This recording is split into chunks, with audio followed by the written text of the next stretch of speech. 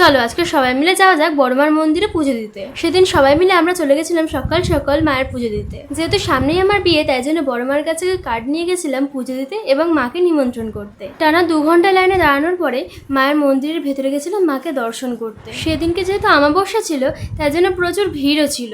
কিন্তু অঞ্জলি ছিল রাত্রেবেলাতে।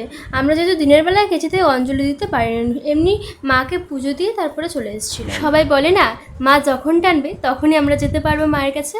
মাকে পুজো দেওয়ার জন্য, মাকে একটিবার দেখার জন্য কত দূর দূর থেকে লোক আসে। কিন্তু দেখো, আমার বাড়ির কাছেই মায়ের মন্দির, কিন্তু সবসময় আমরা আসতে পারি না। বড় মার কাছে যেহেতু অঞ্জলি দিতে পারিনি, তাই জন্য দেখো পাশে আরেকটা মায়ের মন্দির ছিল, সেখানে গিয়ে আমরা অঞ্জলি দিয়েছিলাম।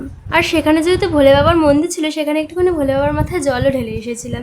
খুব সুন্দর কেটেছিল সেই দিনটা আমাদের। তারপরে মন্দির থেকে বেরিয়ে আমরা মায়ের প্রসাদ খেয়ে আমাদের উপোস ভেঙেছিলাম। ওখান থেকে বেরিয়ে খুব জল পিপাসা পেয়েছিল, তাই জন্য আমরা চলে গেছিলাম একটু আখের রস খেতে। আখের রস খেয়ে পেট ঠান্ডা করে চলে গেলাম বাড়ির উদ্দেশ্যে। দেখা হচ্ছে অন্য কোনো ভিডিওতে। আজকের জন্য টাটা।